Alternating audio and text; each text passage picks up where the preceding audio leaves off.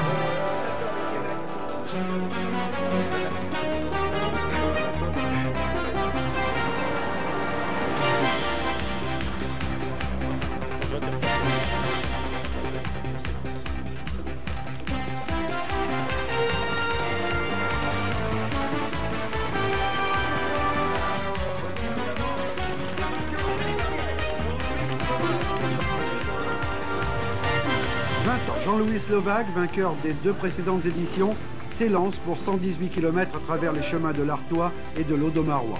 Il est suivi par les 26 autres motards qui, pour la plupart, se regroupent pour faire route ensemble vers Saint-Omer. 20h30, c'est au tour des 4x4 de quitter la place Gambetta de Liévin, Bernard Maton en tête à bord de son Cherokee. Déjà victorieux à 2 reprises, son objectif est de réaliser la passe de 3. Ils sont nombreux à vouloir contrarier les plans de Bernard Maton, à commencer par Jean-Pierre Ducroux, au volant d'un Mitsubishi Pajero. Pour l'emporter, Jean-Pierre Ducroux mise sur son expérience du Dakar. Mais il y a aussi Alain Pierrel sur un Land Rover 90, spécialement préparé pour ce genre d'épreuve à travers les champs et les sous-bois. De minute en minute, les départs se succèdent. Pour cette première étape, il faudra faire preuve d'un sens de l'orientation développé.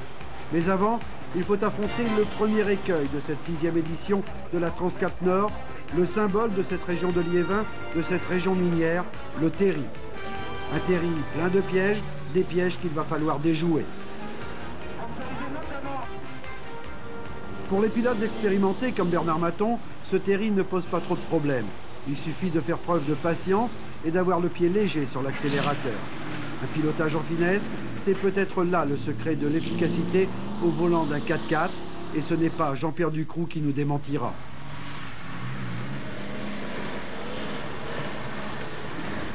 Sur ce terrain fait d'un mélange de terre et de scorie, les organisateurs ont tracé un parcours difficile, où il faut avoir le sens de la trajectoire pour faire passer les roues au bon endroit, mais aussi, comme Alain Pierrel, savoir faire parler la puissance du moteur à bon escient.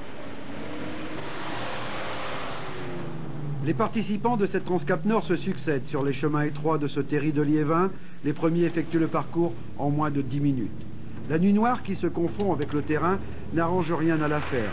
Et pour beaucoup, c'est une difficulté supplémentaire, car tous les concurrents ne sont pas des spécialistes, comme ceux qui ouvrent la route.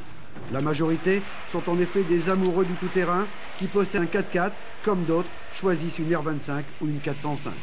D'autres ont construit de leurs mains un véhicule qui normalement doit être tout-terrain. Et bien sûr, quelquefois le véhicule ne répond pas aux espérances.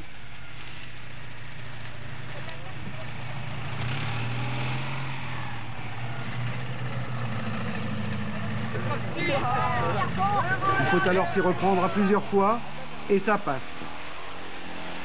La ténacité est aussi une des qualités du pilote de tout-terrain, au même titre que la prudence, car ici, il n'est pas question de vitesse qui risquerait de mettre en péril le véhicule.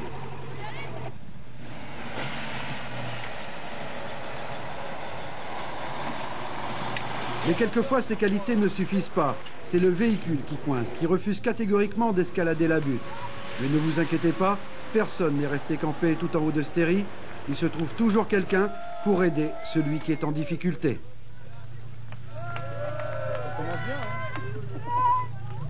C'est cela aussi le pilote de 4x4.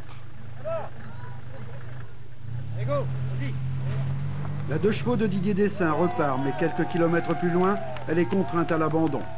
Pour les autres, l'aventure continue après cet épisode du terri, car finalement, ce n'est qu'un épisode dans cette Transcap Nord.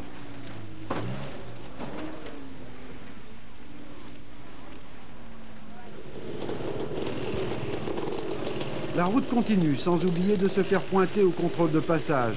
Il y en aura 4 au cours de cette nuit.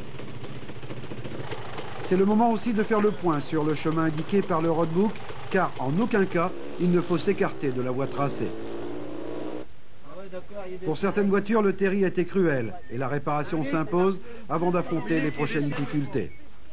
Difficultés naturelles, mais aussi de navigation. Les organisateurs ont été sans complaisance en confectionnant le roadbook. Aucune indication de localité et de village traversé, seulement des distances et des directions. Les yeux doivent se partager entre la route, le roadbook et le compteur kilométrique pour ne pas manquer les bifurcations. Les premiers rallient Saint-Omer peu après minuit. Les derniers ne se coucheront qu'à 4 ou 5 heures du matin.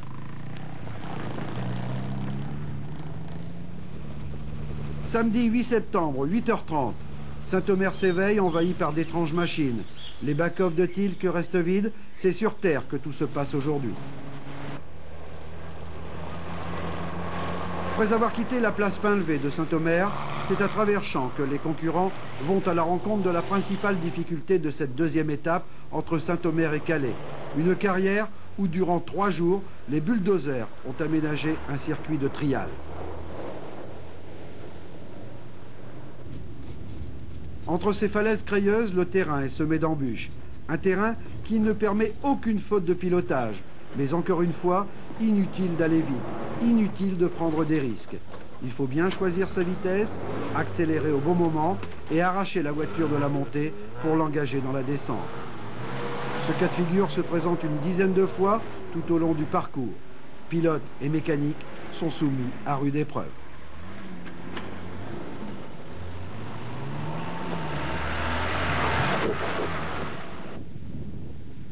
Direction Calais maintenant, avec un contrôle à la chapelle de Tournehem.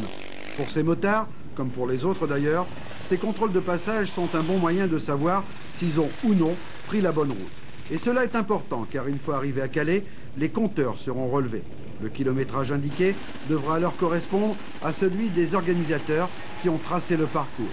S'il en était autrement, cela voudrait dire que le pilote n'a pas pris le chemin le plus direct, et ces kilomètres, en plus ou en moins, se convertirait en points de pénalité et influerait le classement des épreuves fil vert, épreuves de navigation et de perspicacité.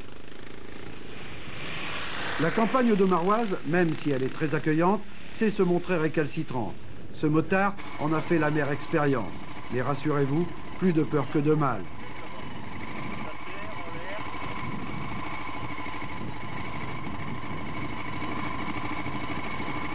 Un petit nettoyage rapide des brins d'herbe qu'il a ramassés sur le casque et il peut alors repartir.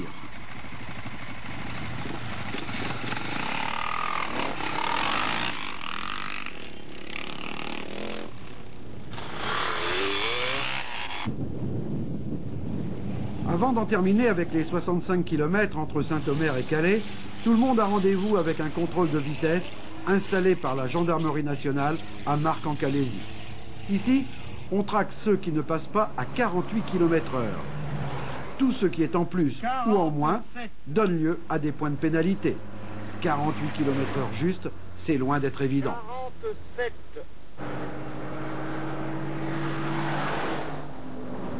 48. 42. 48. Samedi 8 septembre, 14h45. Après un regroupement place d'Armes à Calais, direction le port pour l'embarquement vers l'Angleterre, vers Douvres. Pour l'instant, c'est l'attente et chacun raconte ce qu'il a vécu la nuit dernière et ce matin.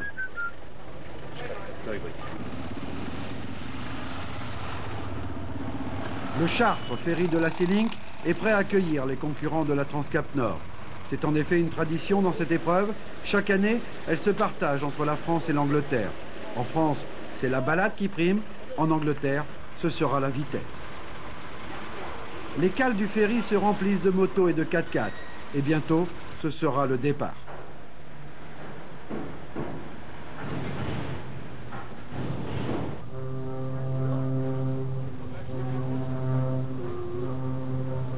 À bord, chacun organise son heure et demie de traversée. Pour beaucoup, ce sera 1 heure et demie de repos.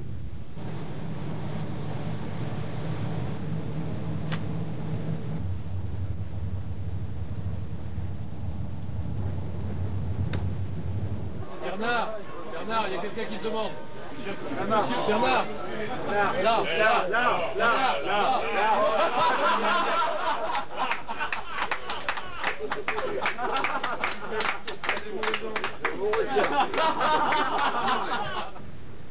Les côtes anglaises se profilent à l'horizon, chacun regagne son véhicule et pose le pied sur le sol britannique.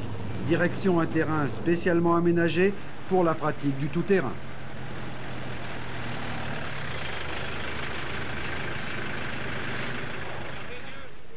Samedi 8 septembre, 16h.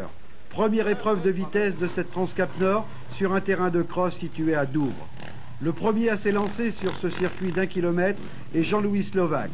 6 fois champion des Flandres de motocross, Jean-Louis Slovaque se joue des difficultés, il les survole.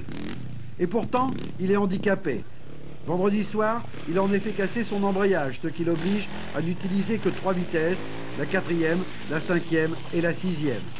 Mais il faut autre chose pour décourager Jean-Louis Slovaque et l'empêcher de réaliser le meilleur temps, prenant ainsi une sérieuse option pour la victoire finale dans les épreuves fil rouge, c'est-à-dire les épreuves de vitesse.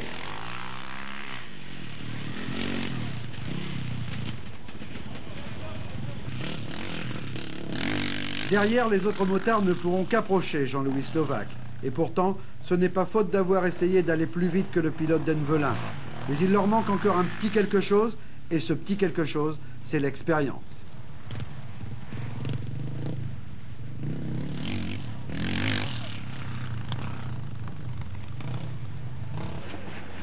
Bernard Maton pallie le manque de puissance de son Cherokee par un pilotage pointu. Mais il doit se contenter de la 5e place. Jean-Pierre Ducroux ne termine que 8e. Son Mitsubishi Pajero est plus à l'aise sur les pistes du désert que sur ce parcours de cross de Douvres. En fait, c'est surtout une question de suspension sur ce terrain très bosselé, terrain qui empêche les chevaux vapeur de s'exprimer.